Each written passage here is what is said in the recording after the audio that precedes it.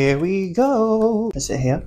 We're back. Did you miss me? Because I know I missed you. Welcome to SQE2 Bootcamp. This video is the ultimate deep dive into SQE2. We're going through every single exam in SQE2, what they look like, how to prepare for them, and my top tips to actually pass SQE2 first time. Loads of people have messaged me about SQE2 as they think it's a lot less clear than SQE1. So hopefully this video will help you better understand the SQE2 exams so that you can have your best chance at passing them. Did I press record?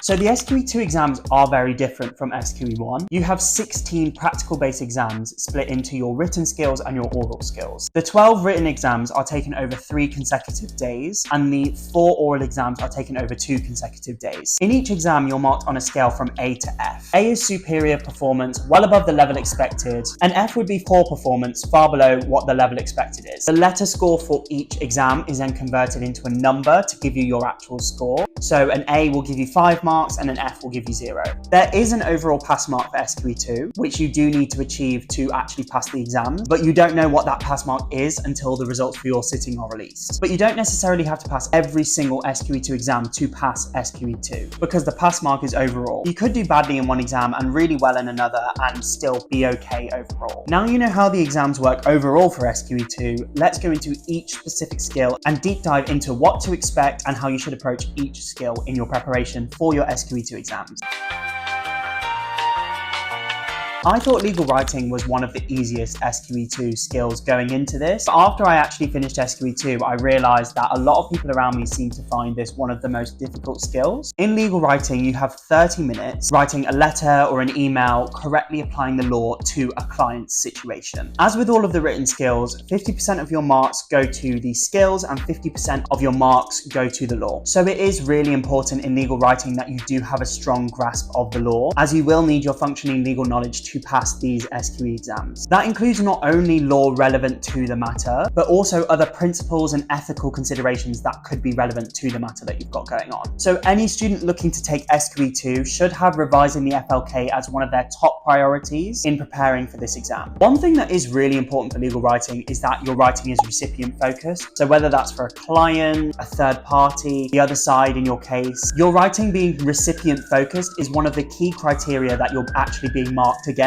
And your use of language is key to this. Too many people in SQE2 try to sound like a lawyer, and I think that might be the reason why people fail. The whole point of this exam is writing so that your recipient can understand what you're advising them of. And a lot of the time that recipient's not going to be a lawyer, so they're not going to understand some of the words you're trying to use. They're not going to understand what consideration, fiduciary duties, or variation of a contract means. You need to explain this to them. So using big words to try and sound like a lawyer can actually do more harm than good in this exam. When you're writing, just go through and think, can my mom or my dad or my brother understand this? Obviously, this only works if they're not a lawyer. If not, you need to change your language and explain the concepts to the person that you're actually writing this advice to. Now, when it comes to structuring your answers, there's a very simple way to go about this for SQE2, and that is to just follow the question. In a lot of these questions for legal writing, they will just set out a structure which you can follow. They often give you bullet points on key considerations that they want you to bring up in your answer, and you can structure your answer by literally just following those bullet points. Make sure to time yourself and proofread your work, because this will really help make sure that your writing is recipient focused and that it also doesn't include unnecessary information which you won't get marks for. I'm back. Legal research is simultaneously one of the easiest and one of the hardest exams in SQE2. In your legal research exam, you have 1 hour to read through a load of sources and prepare a report for a partner. This is on an issue for a client. In my experience, you'll probably get 6 to 8 sources of different lengths, some being primary sources and some being secondary. Reading 8 sources and preparing a report documenting your sources to a partner is very difficult in 60 minutes. So legal research is probably one of the worst exams in the SQE time-wise. I did so many practices for legal research where I just didn't finish on time, and I had to keep trying over and over and over again until I could actually get my timings right. One of the key criteria you're marked on in SQE2's legal research is your ability to use relevant sources and information. This comes down to practice and developing your analysis skills, because most of the time multiple of these sources are irrelevant and you need to go through them and discard about them. If you don't figure that out, that can be the difference between passing and failing this SQE exam. One tip that I actually found to really help me with legal research in the SQE is to actually just read the title of each source. You might feel that due to the time, you just want to rush into reading each source to try and get it done as quickly as possible. But sometimes the titles of the sources can help you actually discard irrelevant information. So if you're researching criminal liability, for example, and the source that you're reading is all about negligence, that's going to help you know that that source is irrelevant, because obviously negligence is a tort, not criminal. This isn't a foolproof method. It is still important to skim through the sources that you have deemed irrelevant, just in case there's like a subsection that has got some relevant information. But excluding irrelevant sources in this way will also help you meet the other assessment criteria of being client focused and addressing the client's problem. The good thing about legal research is it's probably one of the easiest exams in the SQE to pick up the marks for your legal knowledge. As you know, with the written exams for SQE2, 50% of the marks go to the skills and 50% of your marks go to the law. But in legal research, because the literal point is to research, you can use the opportunity to score higher in your legal knowledge than you might in other SQE exams. How? Well, the law is there for you. The vast majority of the time, they're going to give you something that's not within the scope of the functioning legal knowledge for the SQE, so that you actually have something to research. If you already know the answer, then they're not actually testing your legal research skills. So the law is going to be in front of you in the sources they provide. Your task is to figure out what law you need to use. So there is a lot less that you actually have to remember for these exams, which can make them a little bit easier in that respect. When it comes to actually writing your report, the same principles that we applied to legal writing will apply here. Make sure you use clear language that the client can understand. Don't go overboard trying to sound legal, because that can lead to you not using clear language, which is key in the marking criteria. Although this is designed to be read by a partner, the likelihood is the partner will then want to just read that to the client. So you still have to think about what the client is going to be able to understand. Make sure you time yourself and proofread your work, as this will really help with making sure you're able to finish the question within time. And proofreading, make sure you don't include unnecessary information that can actually harm your scores. That is how to prepare and take on the SQE2 exam of legal research. Oh, that is good. Forget being a barrister, I should be a barista. I know I'm not going to be a barrister, I'm going to be a solicitor, but you know what? It was such a good joke. Legal drafting was one of the SQE2 skills which I hated the most. If you haven't done any qualifying work experience yet, this can feel like a huge, very daunting exam. For legal drafting in SQE2, you have 45 minutes to draft a document that is legally correct and relevant to the client's situation. It might be a whole document or parts of a document. It might involve a precedent or a draft that you're amending, or it might not have either of those. And you might just have to draft everything from scratch.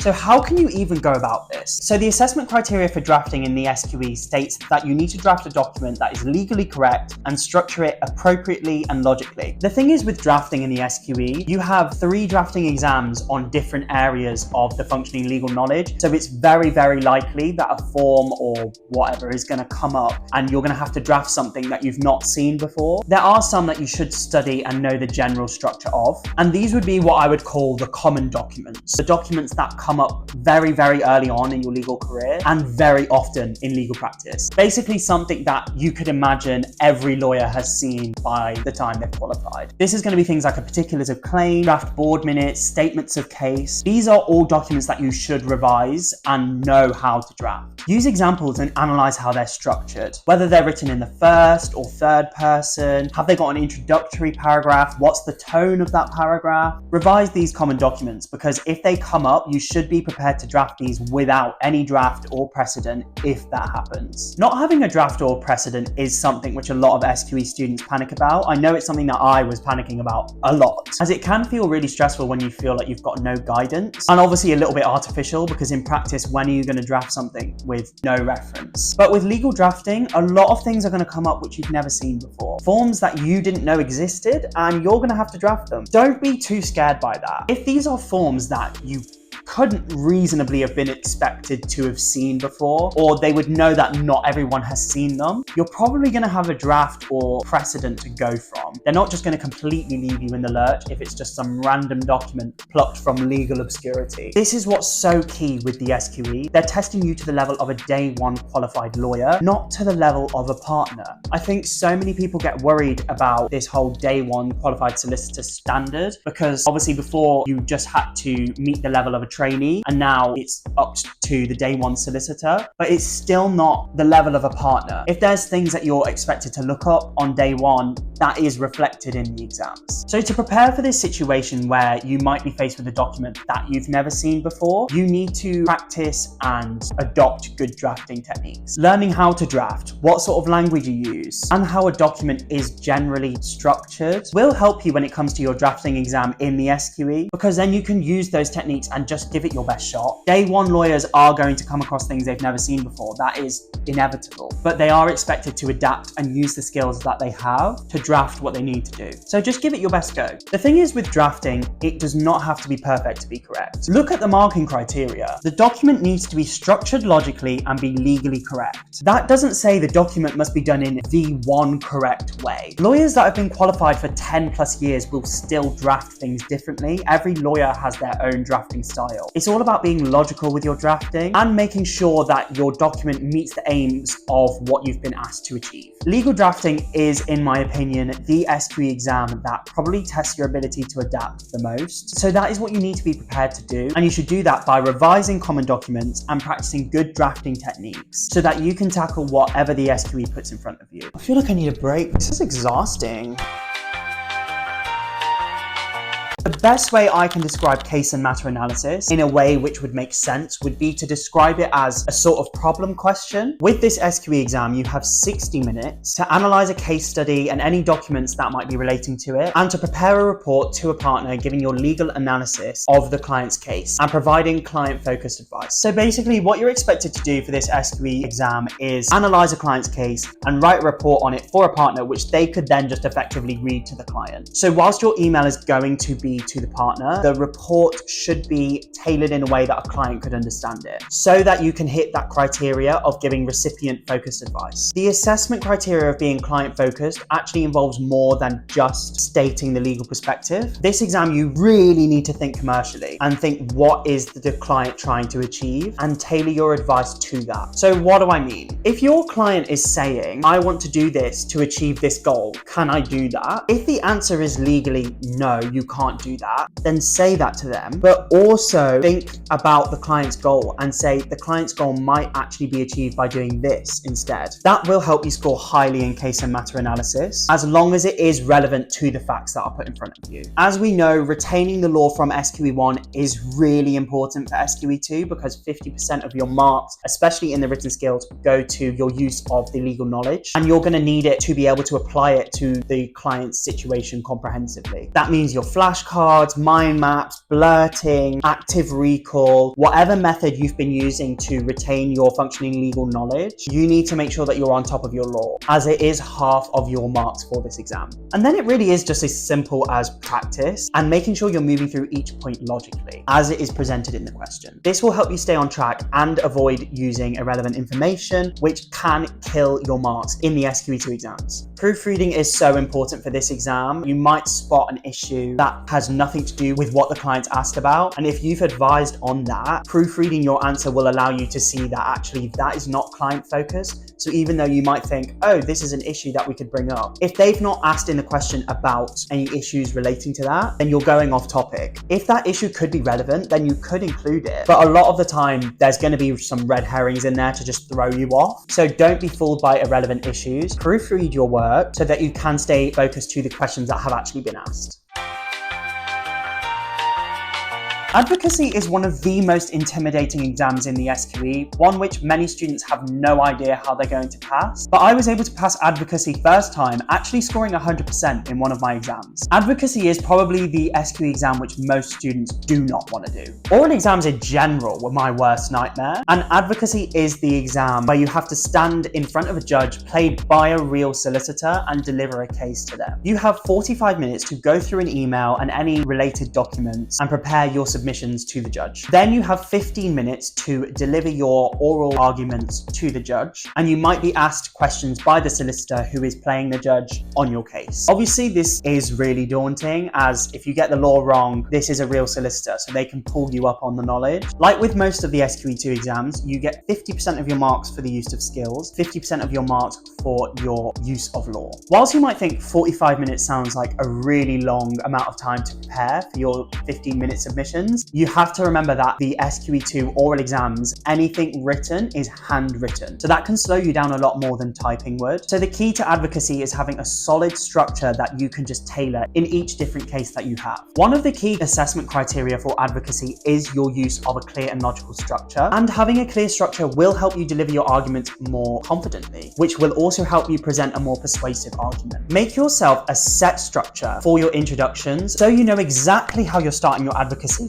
each time, and that way you can just adapt it given whatever situation you have. Then have an overall structure for your entire arguments. So your introduction, outlining your submissions, making your argument, concluding, or however you want to do it. Having your set structure will also help you make sure that you can fit your prep into the 45 minutes in which you have the time to do it. So my structure for advocacy, which I used in my advocacy exams, is available for free. It's in my store, which is linked in my bio, if you want to use that to create your own structure. So then of course 50% of your marks comes from your use of the law, and you really don't want to have the solicitor call you out for incorrect use of the law, because one, that's just embarrassing, and two, obviously it can just throw you off for your whole submission. So it's really important that you have a strong grasp of the FLK for these exams. My biggest tip for advocacy revision, which did allow me to score 100% on one of my advocacy exams, is to revise the various applications that could come up. I made flashcards on every single potential application which I could be faced with in the exams, and revised them over and over and over again, so that I knew the legal test for every single application which could come up. This meant that when I was in my exams, I knew which test to use, and I was able to just adapt my submissions around the relevant test, and I could use that to basically structure my entire submissions. Making sure you know all the tests is really important as well, for where there are cases of overlap in the law. There are some cases where you could apply multiple tests, so making sure you know every single one will help you maximize your chances of hitting the highest potential scores that you can. And that is how I got 100% on one of my SQE2 advocacy exams, is because I knew multiple legal tests and had multiple authorities that I could use in my arguments, despite the fact that this was the exam I was most nervous for in SQE2. Those flashcards that I used for advocacy are available in my SQE flashcards bundle, which is in my store if you don't want to do it yourself. And it really is as simple as that as the trick for how to pass advocacy. All that's left is really to revise how you should interact with the court, as in who you should call your honor, who you should call judge, and obviously making sure you include all of the relevant facts from the case that you're given, because then you're really just hitting all of the assessment criteria, and you might be on your way to scoring 100% like I did.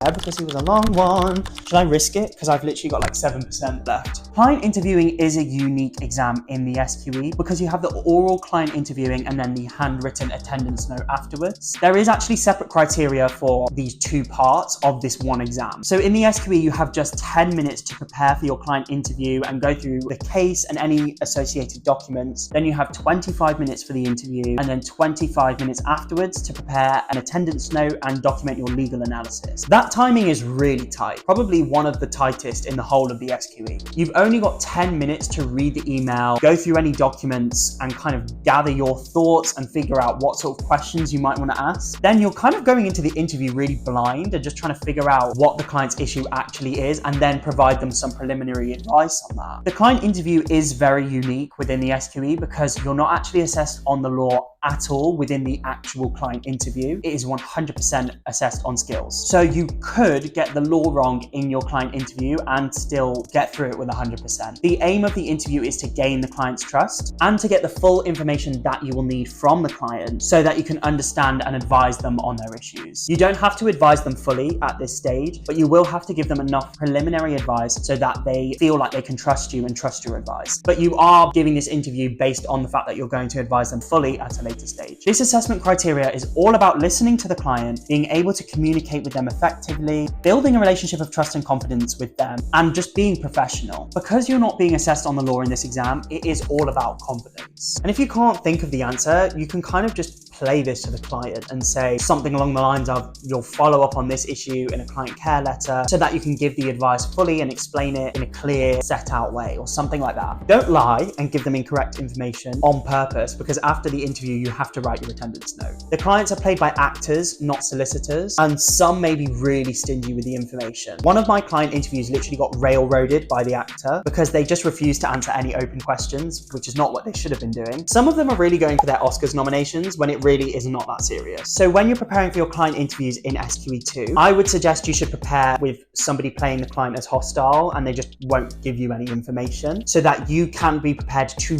drag that information out of them by any means necessary. Body language is really important in this exam. Maintaining eye contact, sitting face forward, not fidgeting. This is a really important way to maintain client trust. Practice is really important with this, and maybe even filming yourself so you can watch it back and see if there's anything that you're not aware of that you do. Once your interview is over, you're walked back to your prep room where you have 25 minutes to write the attendance note and document your legal analysis. An attendance note is an internal document used within a law firm to basically document whatever's happened in a meeting. They're really important documents to have for various reasons, but for example, in case there's a dispute over what was advised at a client meeting in future. In your attendance notes in SQE2, you're supposed to record all of the relevant information that you've got from the interview. You should provide a full legal analysis of the issues and record down any initial advice that you've given to the client. You should also identify any next steps to be taken by the solicitor and any ethical issues that might arise and how they should be dealt with. In the attendance note, you are marked 50% for your use of the skills and 50% for your use of the law. So your use of the law is important for this exam. Overall, the interview and the attendance note forms one exam. 50% of the exam is the interview, 50% is the attendance note. 100% of the interview marks are for the skills, 25% of your marks for the whole exam is on the legal knowledge. And that's why it's important to not just make stuff up in the client interview, because you are then assessed on your legal knowledge in the attendance note. To prepare your attendance notes for SQE2, you need to come up with a set structure that you can just write without even thinking about it, because again, you are handwriting for this exam. 25 minutes is not a lot of time to handwrite an attendance note. So what I would suggest you do, and is what I did, is look at examples of attendance notes and learn their structures to kind of come up with your own structure that you want to use in the exam. That way, when it comes to your exam, you know exactly what you're doing and you can write it out so quickly, which will save you very precious minutes. Other than that, a lot of your ability to write a good attendance note is solely dependent on how much information you're able to get out of the client in the interview, which is why practice is so important for this exam.